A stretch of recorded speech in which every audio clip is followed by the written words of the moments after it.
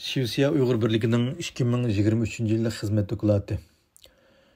2023 yılı 1. ayının 14. günü teşkilatımızın idare heyetler yıllık hizmet planını əməliləştiriş yığını torda içildi.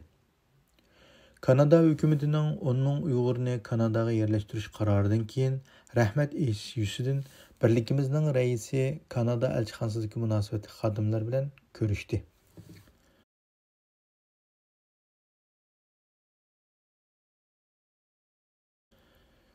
...2023 yılı 14 ve 15 fevral günleri Dünya Uyghur Kurultayı'nın Ceneva'da ötküzülgen namayışqa reisimiz Baxtun Xanım bilen teşkilatımızın maliye işlerine mesul xadimi Qurbancan qatnaştı.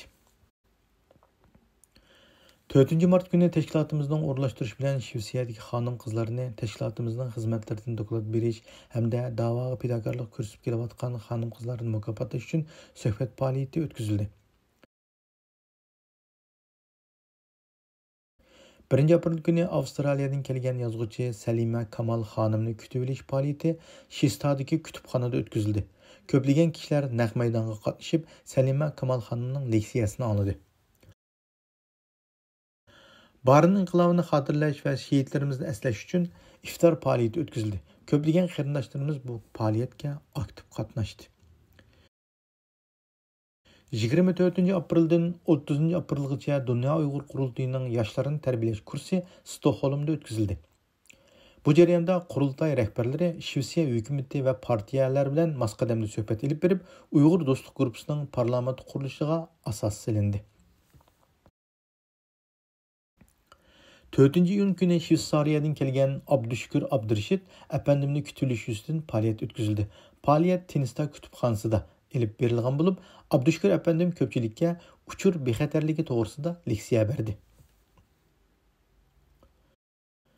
14 iyun günü Amerika Dinni İşler Komiteti'nin reisi Nuri Türker efendimnin kütüveliş ve cemaat bilen yüz görüştürüş faaliyeti Skarpnek faaliyet zalda ötküzüldü. 5 iyun günü Ürümçi qırğınçılığını hatırlaş faaliyeti Tinista kütüphanasında söhbet şekilde ötküzüldü. 28 iyul günü Yakan qırğınçılığını hatırlaş faaliyeti Tinista kütüphanasında söhbet şekilde elip verildi.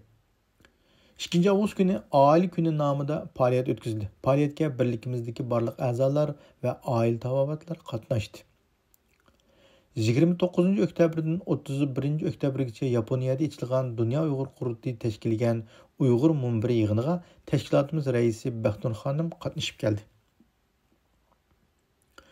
11 noyabr günü Norvegiyada ötküzülgen Şarkı Türkistan Cumhuriyet gününü hatırlaş hamda Norvegiya Uyghur Komiteti'nin kurulganlığının 20 yılını hatırlaş faaliyetiga Şivsiyadan 15 nefer kişi qatnaştı. 25 noyabr günü 2022 yılı 24 noyabrda Ürümçide Xitay tajavuzçılarının xalqimizni qamal qilib, öygü sulaş neticesinde payda bolgan ot aptida şehit bolgan qarindaşlarımızı əslaş hamda ular haqida dua tilavat qilish faaliyeti Tinista kütüphane zalida ötküzüldü. 9 dekabr günü Uyghur Adalet Sotu'nun qararıga asasen Uyghur erki qırğınçılığı deb e'lon qilganligining 2 yilligini hatırlash munosabati bilan Stockholmning markazi bolgan Sergel Tor meydanida namoyish ötküzüldü.